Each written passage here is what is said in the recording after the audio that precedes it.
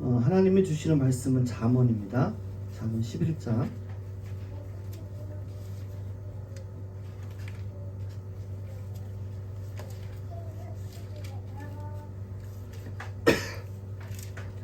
잠언 11장 1절부터 31절까지 말씀을 천천히 같이 한번 봉독하겠습니다. 제가 먼저 읽고 여러분들이 읽겠습니다. 속이는 저울은 주님께서 미워하셔도 정확한 저울추는 주님께서 기뻐하신다.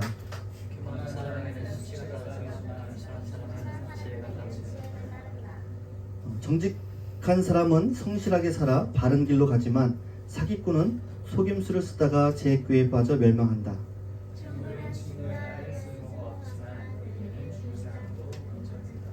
흠 없는 사람은 그의 옳은 행실로 그가 사는 길을 곧게 하지만 악한 사람은 자신의 악 때문에 쓰러진다.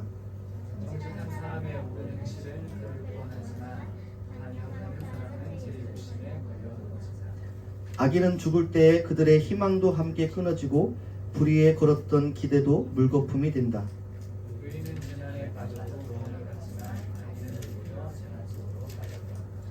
하나님을 경외하지 않는 사람은 입으로 이웃을 망하게 하지만 의인은 지식으로 구원을 얻는다.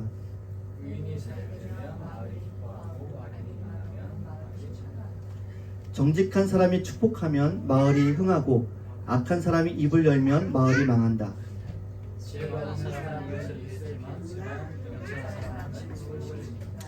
험담하며 돌아다니는 사람은 남의 비밀을 새게 하지만 마음이 믿음직한 사람은 비밀을 지킨다.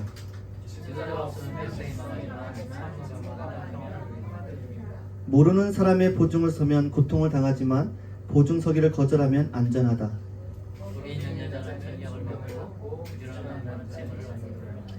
인자한 사람은 자기의 생명을 이롭게 하고 잔인한 사람은 자기의 몸을 해친다.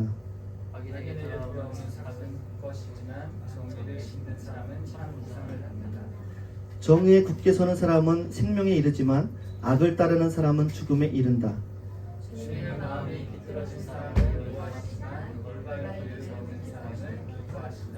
악인은 틀림없이 벌을 받지만 의인의 자손은 반드시 구원을 받는다.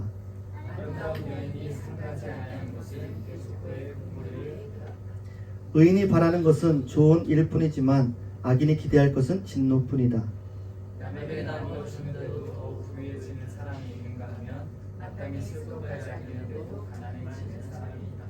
남에게 베풀기를 좋아하는 사람이 부유해지고 남에게 마실 물을 주면 자신도 갈증을 면한다.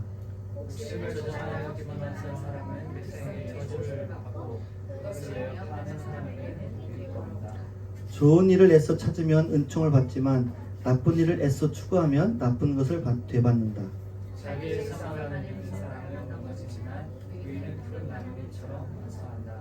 자기 집을 해치는 사람은 바람만 물려받을 것이요 어리석은 사람은 마음이 지혜로운 사람의 종이 될 것이다.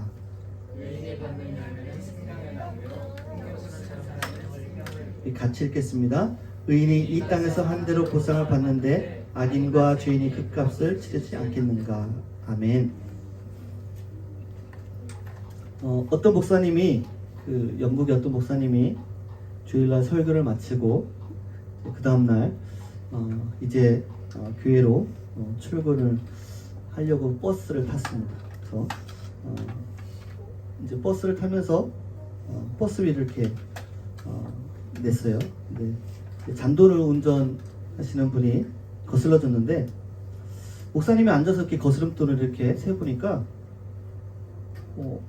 한 번 세보고 두 번 세보고 세 번, 네 번, 다섯 번 세봐도 이상한 거예요. 너무 많이 돌려준 것 같아요. 그래서 하나님이 나에게 이렇게 공급을 해주시나 정말 놀랍다. 안 그래도 이번 주에 참 삶이 재정이 힘들었는데 하나님이 그래도 점심값을 이렇게 주시나 보다 속으로 생각하면서 갈등을 했어요. 얘기를 해야 되나 말아야 되나, 하나님이 채워주시는 건가, 막 그렇게 갈등을 하고 있었어요. 그러다가 내릴 때쯤 돼서 안 되겠다. 운전하시는 분에게 가서 얘기했어요. 이 잔돈을 너무 많이 거슬러 주셔서 아마 실수하신 것 같아요. 그렇게 했더니 운전하시는 분이 말하기를, 아니요, 그것은 실수가 아니라 어제 당신이 교회에서 정직에 대해서 설교를 했는데 한번 당신을 시험해보고 싶었어요 라고 얘기를 하는 거예요. 목사님이 깜짝 놀란 거예요. 아, 내가 지난 주일날 설교를 했는데 이 사람이 그 설교를 듣고 내가 정말 정직한지 실험을 해보려고 했다는 거예요. 오늘 말씀에도 이 정직에 대해서 이렇게 나옵니다. 정직. 왜 정직을 해야 되나? 1장 1절에 보면 11장 1절에 보면 이런 말씀이 있어요. 속이는 저울은 주님께서 미워하셔도 정확한 저울주는 주님께서 기뻐하신다라고 말씀하고 있어요.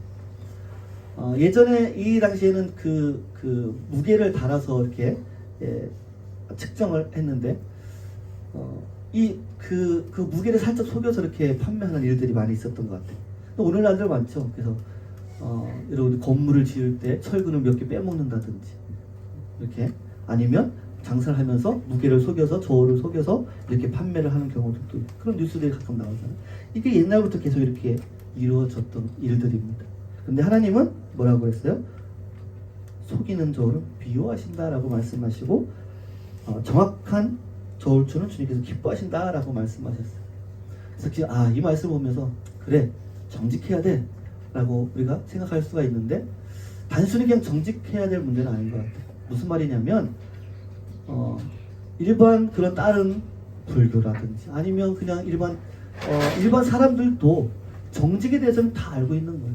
정직한 건 당연한 거지. 사람이 정직하지 않으면 믿을 사람이 못 돼 라고 생각을 합니다. 그럼 여기서 말하는 이 정직은 뭘까? 속이지 않는 건 뭘까? 그냥 일반적인 윤리를 말하는 것이 아니라 하나님의 성품이 정직하신 성품이라는 거예요. 주님이 정직하신 분이기 때문에 그 정직함이 우리 안에 예수 그리스도가 있으면, 하나님이 있으면 그 정직함이, 하나님의 성품이, 주님의 성품이 드러나는 것이죠. 하나님이 우리를 창조하셨을 때 하나님이 우리에게 원하시는 것은 정직, 하나님의 성품을 우리 안에 담기를 원하시는 거죠. 여러분, 우리 안에 정직이 있을까요? 어떤 사람이 이런 말을 했어요. 정직함은 진실을 사랑하는 마음에서 나온다. 정직만큼 풍요로운 재산은 없다. 정직은 사회생활에서 지켜야 할 최소한의 도덕률이다. 정직한 사람은 신이 만든 것 중에 가장 최상품이기 때문에 정직해야 된다라고 이야기하는 사람도 있습니다. 창세기에 보면 두 사람이 나옵니다. 하나님이 만든 사람이 두 사람이 있어요. 누굴까요? 자, 누가 손 들고 얘기해 줄까? 창세기에 하나님이 두 사람을 만들었어요. 남자와 여자를 만들었어요. 이름 아시는 사람? 네. 맞았어요. 우리 박수 한번. 네, 아담과 하와. 하나님이 만들었어요. 그런데 거기서 하나님이 이 두 사람한테 하지 말라라고 한 게 있었어요. 뭐를 하지 말라고 그랬을까요? 네. 네, 우리 이랑이 박수. 네, 선악과를 따먹지 말라고 그랬어요. 자, 그런데 어떻게 했어요? 선악과를 따먹었을까요? 안 따먹었을까요? 따먹었어요. 그래서 어떻게 했어요? 하나님이 아담과 하와를 찾았죠. 그래서 왜 따먹었느냐? 라고 했더니 하와가 뭐라고 그랬어요? 여자가 뭐라고 그랬어요? 먼저 남자에게 물어봤죠. 아담에게 그랬더니 뭐라고 그랬어요? 그 하와가 줘서 먹었다고 그랬어요. 그래서 그 여자한테 물어봤더니 뱀이 나를 해서 먹었다고 그랬어요. 왜 정직하지 않은 거죠? 핑계대고 이렇게 하는 거예요. 하나님은 이 정직하신 분이에요. 그래서 우리가 정직하기를 원하시는 것을 보게 됩니다. 그래서 보면 교만한 사람에게는 수치가 따르지만 겸손한 사람에게는 지혜가 따른다. 정직한 사람은 성실하게 살아 바른 길로 가지만 사기꾼은 속임수를 쓰다가 재기에 빠져 멸망한다. 네. 내가 어떤 사람이냐의 거를 우리 스스로가 보여주는 거예요. 내가 정직하지 않게 말하고 또 행동한다라고 한다면 그것이 나를 그렇게 드러내는 거죠. 내가 정직하지 않은 사람인 것을 드러내는 거죠. 근데 결국에는 이 사기꾼, 속임수를 거짓말하는 사람은 자기 꾀에 빠져서 멸망한다라는 거죠. 여러분들 저는 어렸을 때 그 이야기를 읽고 많이 들었는데 양치기 소년이라는 이솝우화를 아십니까?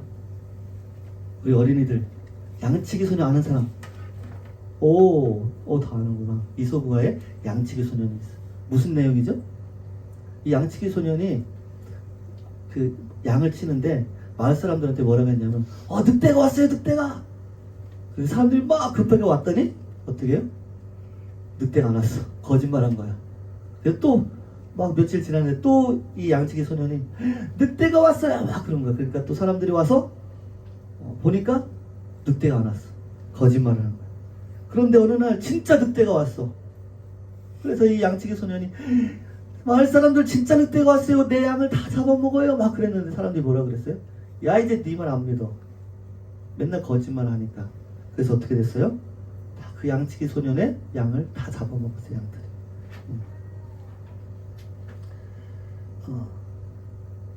이 정직한 사람의 옳은 행실은 그를 구원하지만 반역하는 사람은 제 욕심에 걸려 넘어집니다.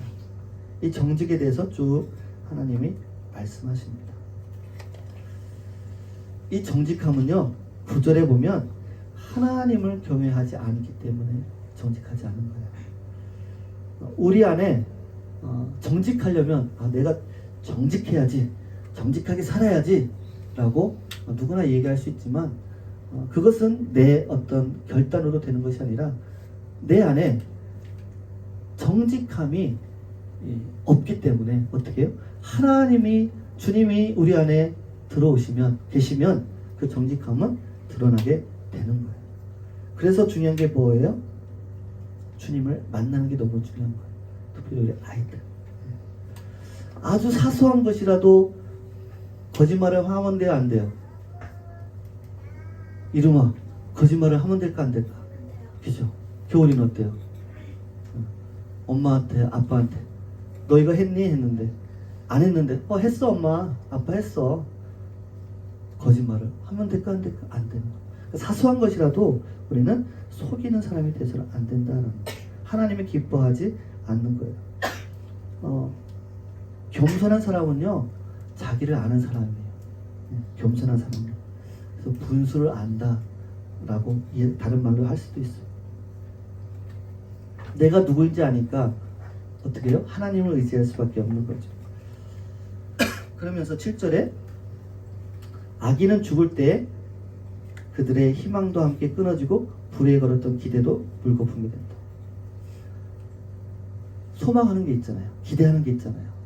근데 그게 다 끊어지는 거예요. 여러분, 옛날에 정말 악한 사람이 있었어요. 히틀러라는 사람, 많은 유대인들을 죽였던 사람. 그 사람도 꿈이 있었고 소망이 있었고 기대가 있었을 거예요. 그런데 그가 죽을 때 그 모든 게 다 끊어졌죠. 마찬가지예요. 죽음은 죽을 때 모든 것이 다 없어지는 거예요. 영상 하나 보여주실까요? 이 정직이 뭔가.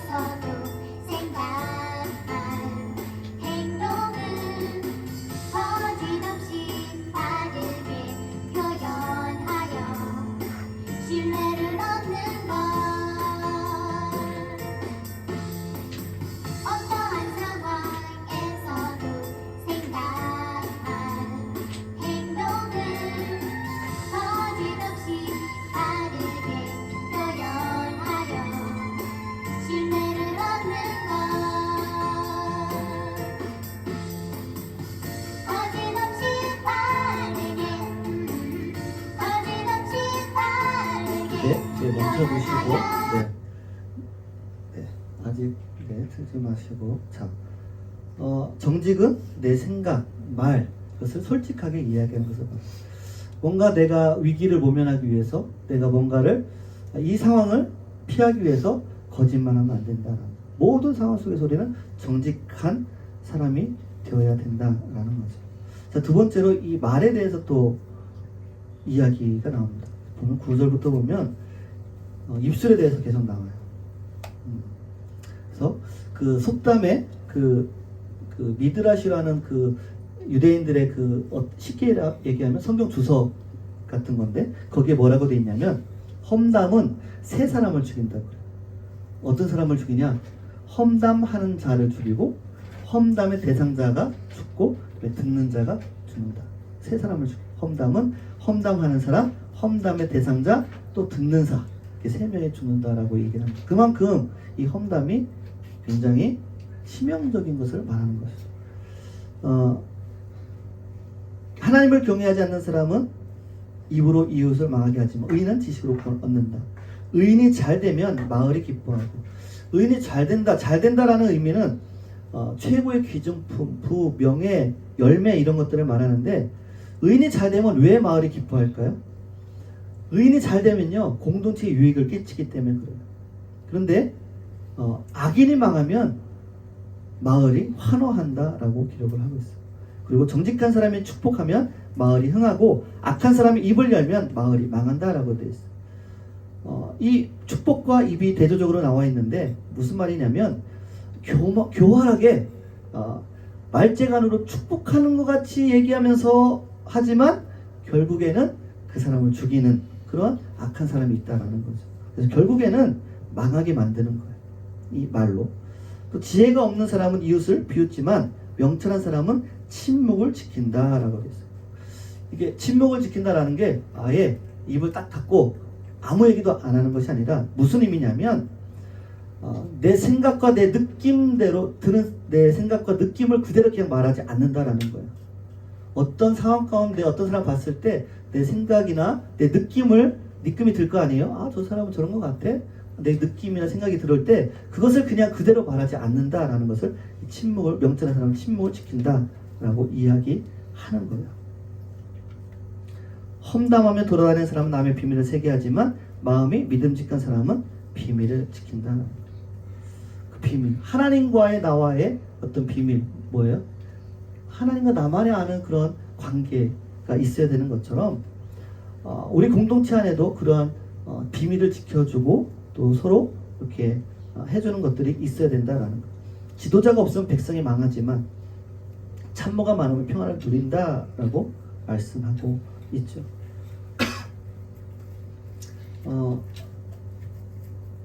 한번 영상을 보여주시죠.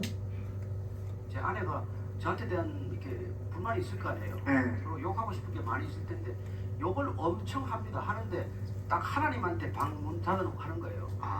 하나님께만 비주얼 보여요. 비주얼 보여 제 욕을 다 하는 거예요. 절대로 다른 사람한테는 안 합니다. 친정에도 안 했습니다. 친정 어머니한테도 친정 언니한테도 누구에게도 친구에게도 한 번도 얘기한 적이 없고 내 모든 욕과 비난은 하나님께 쏟아놓았어요. 그 결과 제가 이 모양 이 꼴이 된 겁니다. 근데 바보 같은 사람들은 전부 하나님한테 얘기 안 하고 남한테 얘기해. 남한테 얘기하면 험담이고 하나님한테 얘기하면 기도입니다. 그러니까 남편의 욕을 하나님께 해도 된다 이거죠? 하나님께 해도 되는 거죠. 그게 다윗의 기도이기 때문에 시편을 읽으라는 거죠. 그게 다 하나님한테 쏟아놓은 거란 말이에요. 하나님한테 쏟아놓는 게 기도고 남한테 하고 다니면 가십을 만드는 거예요. 네. 이게 질문 어떤 질문 했냐면 어떤 사람이 그 질문을 했는데 이런 질문을 한 거예요.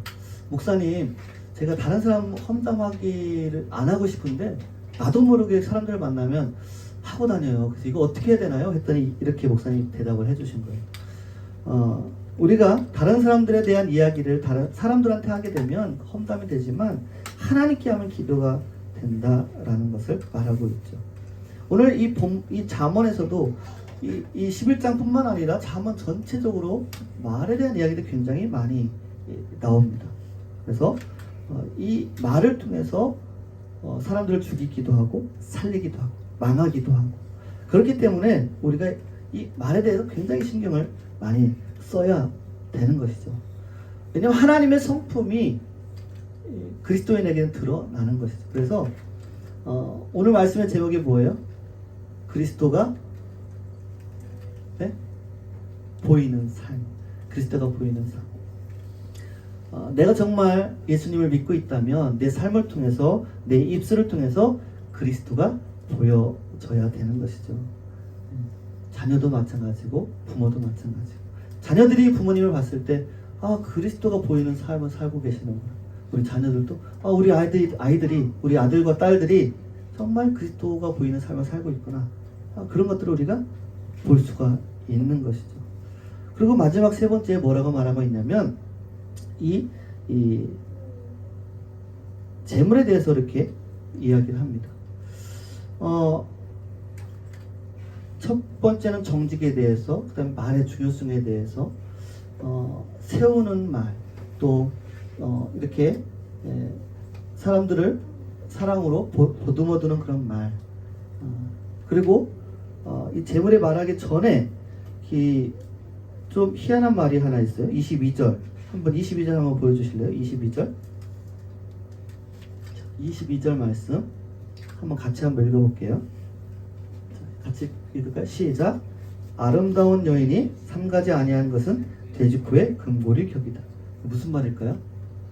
아름다운 여인이 삼가지 아니하는 것은 돼지코의 금고리 격이다. 여러분, 돼지코에다가 금고리를 걸면 어떤가요? 네?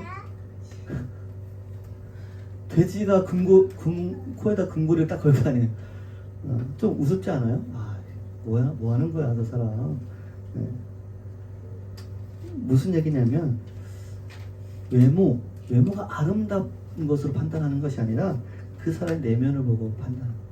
그래서 아무리 외모가 아름다워도 그 내면이 분별력이 없으면 안 된다라는 것을 말씀하고 있어요. 분별력이 있어야 돼. 내가 이걸 해야 될지, 이 말을 해야 될지 말아야 될지, 내 이 행동을 해야 될지 말아야 될지, 그런 것들이 분별할 수 있는 사람이 되어야지 된다는. 그렇지 않으면 돼지 코에 금고리를 겨는 격에 정말 이상한 모습이 될 수 있다라는 것을 말하고 있는 거예요. 그리고 23절에 보면 의인이 바라는 것은 좋은 일일 뿐이지만 악인이 기대할 것은 진노뿐이다. 좋은 일은요, 의인이 바라는 좋은 일은요, 결과를 기대하고 하지 않아요. 내가 이것을 선한 일을 했을 때 내게 어떤 돌아올 것을 기대하고 하지 않는다라는 거예요. 그냥 그것은 좋은 일을, 하나님이 주신 그런 마음을 가지고 하는 것을 좋은 일이다라는 거예요.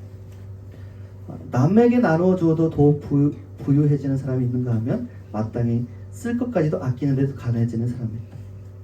베푸는 삶에 대해서 이야기를 합니다. 그래서 어떤 분들은 진짜 하나님을 만나는 사람은 우리가 회개하고 예수님을 믿는 것도 중요한데 그만큼 중요한 게 뭐냐면 지갑도 회개를 해야 된다라고 얘기를 하고 있어요. 무슨 말이에요? 내 재물을, 내가 가지고 있는 것을 내 것으로 여기지 아니하고 하나님이 주신 것으로 인정할 때 진짜 회개가 된다라고 말하고 있는 거예요.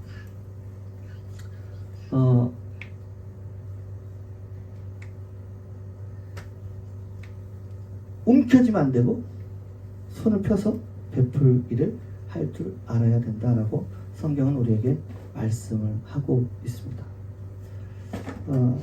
내가 가지고 있는 재산을 믿는 사람은 넘어지지만 의인은 푸른 나뭇잎처럼 번성한다. 좋은 일을 애써 찾으면 은총을 받지만 나쁜 일을 애써 추구하면 나쁜 것을 받는다라고 말씀을 하고 있습니다. 여러분, 지혜는요, 하나님이 말씀하시는 이 지혜는요, 하나님의 성품이 드러날 때 드러나게 되는 거예요. 내 삶 속에서, 내 입술을 통해서, 내 삶의 태도를 통해서 하나님의 성품이 드러날 때 지혜로운 사람이 되는 것이죠. 여러분, 사람보다도 더 귀한 가치가 있는 것이 없는 거예요. 사람을 윤택하게 하고 사람을 돕고 또 이 사람을 구원하기 위해서 힘쓰는 것은요, 우리가 아끼지 않아야 되는 것이죠. 그래서 30절에 뭐라고 되어 있냐면 의인이 받는 열매는 생명의 나무요 폭력을 쓰는 사람은 생명을 잃는다라고 말씀하고 있어요. 여러분 아까 우리가 선악과를 따먹음으로 말미암아서 뭐예요? 선과 악을 구분할 줄 알게 됐잖아요. 우리가 매일매일 삶 속에 선악을 구분하면 어떻게 될까요? 죽어요. 우리는 뭐를 따먹어야 돼요? 생명의 나무를 생명 열매를 따먹어야 돼요. 그게 뭐예요? 말씀인 거예요. 우리가 말씀을 날마다 먹어야 되는 거예요. 선과 악을 계속해서 말하게 되면 어떻게 돼요? 선악과를 따먹음으로 인해서 우리가 죽음을 맛보게 됐잖아요. 마찬가지예요. 계속해서 선악을 말하는 사람은 결국 생명을 얻지 못하는 거예요. 그래서 우리는 이 생명의 나무, 이 말씀을 여러분 소중히 여기고 읽고 묵상할 수 있기를 간절히 축복합니다. 우리 아이들도 성경 말씀 외우고 또 주기도문도 외우고 이렇게 말씀을 외우고 잘하고 있는 걸로 알고 있어요. 그래서 그것을 계속해서 꾸준히 말씀을 읽고 묵상하는 일에 힘쓰는 것이 너무나도 중요하다라는 거예요. 자 보세요. 마지막 31절 한번 읽고 마칠 건데요. 자 31절 같이 한번 읽겠습니다. 자 시작.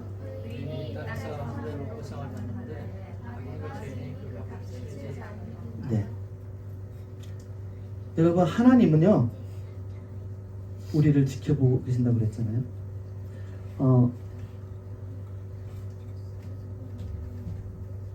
하나님이 우리의 마음 중심을 보실 뿐만 아니라 우리의 이 삶도 보고 계십니다.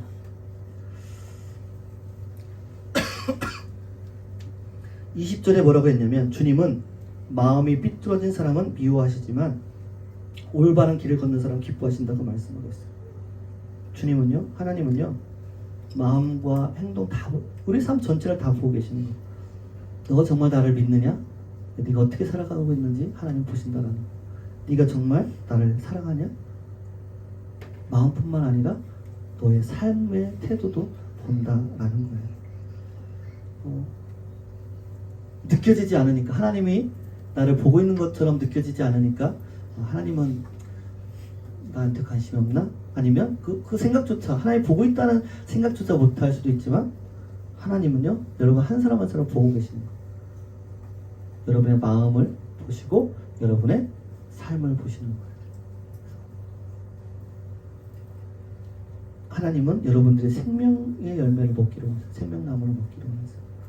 그렇게 해서 이 창세기부터 요한계시록까지 말씀을 통해서 정말 하나님께로 돌아와라, 나한테 와라, 그게 생명의 길이고 네가 사는 길이다라고 계속해서 말씀하시는 거예요. 왜 말씀을 읽어야 되고 왜 말씀을 우리가 묵상하고 이 말씀대로 순종하면서 살아가야 되는지에 대해서 계속해서 말씀하시는 거예요. 세상 따라가면 너는 안 돼. 세상의 가치관을 따라 살면 안 돼. 왜요? 그것은 죽음으로 가는 길이기 때문에 주님이 계속해서 말씀하고 있는 거예요. 오늘 이 말씀도 계속해서 정직해야 돼. 너 말을 잘해야 돼. 왜 이렇게 말씀하세요? 하나님은요, 우리가요, 망하는 삶으로 가기 원하지 않는 거예요. 우리가 살기를 원하고 풍성한 것을 누리기를 원하시는 분이 하나님이신 거예요. 그 길을 알려주시는 거예요. 너네가 이렇게 살아야 너네가 사는 거야. 더 풍성한 것을 누리면 살 수 있는 거야 라고 말씀을 하고 있는 것입니다. 오늘 말씀을 정말 마음으로 믿고 받아들이고 여러분의 삶을 이제는 세상에서 벗어나서 하나님의 길로, 이 말씀의 길로 갈 수 있는 믿음의 사람들이 될 수 있기를 간절히 축복합니다. 그래서 세상 사람들이 봤을 때 돼지 코에 금고리를 걸어놓은 이상한 그리스도인이 되지 않았으면 좋겠어요. 정말 저 사람이 그리스도인이야? 근데 행동은 왜 그래? 말은 왜 그래? 그게 바로 이러한 모습인 거예요.